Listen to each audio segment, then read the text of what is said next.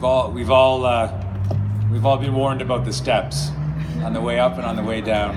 And if there was ever any doubt that fall is upon us, I think the cool temperatures this morning are that evidence. I am absolutely honored to be here this morning with the Premier and the Mayor, Councillor, the incredible staff and leadership and volunteers here at Casey House. It is a humbling experience and remarkable when you think of the narrative and the history that brought us here today. I began my medical training in 1980 and I finished it in 85.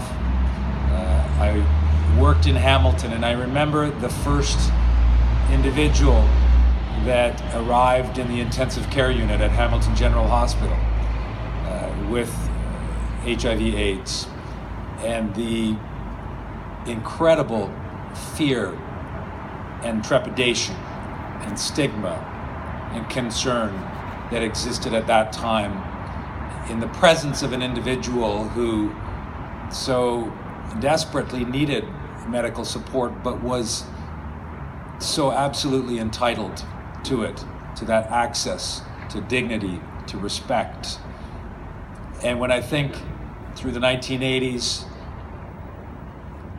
and into the 1990s as well, and the population that I've worked with as a doctor, refugees and immigrants from Africa, and we all have our own perspective on HIV and how it's evolved in this country.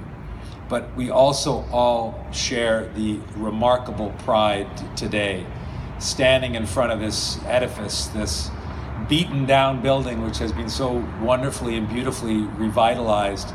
But most importantly, when we think of the supports and the expertise that's provided here in the healthcare to the many clients who already have and who will pass through these doors, it's gratifying. It's when you think of it, and I have to remark that I'm somewhat amazed that our ministry shared, to the degree that this hospital represents, shared this vision of a holistic approach to providing its clients with the best possible care, but so much more than that.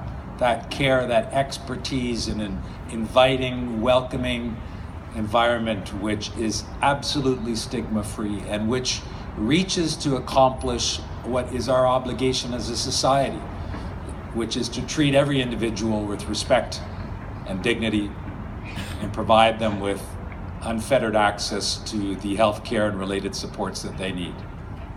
So I want to thank, of course, Joanne and her tremendously hardworking team, the many, many volunteers that in the past and in the present have helped to build and to breathe life into this wonderful hospital, to the doctors and the nurses, but particularly and especially to the clients, their families, their friends, the supporters, the advocates that both past and present.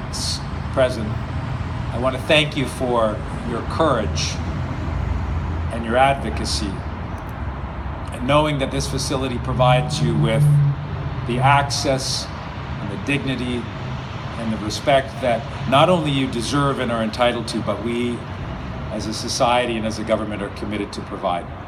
So once again, thank you. I'm honored to be here. I'm humbled to be here, and thank you for this gift to the city, to the province, to the country, and I know and understand it's one of a kind, probably in the entire world.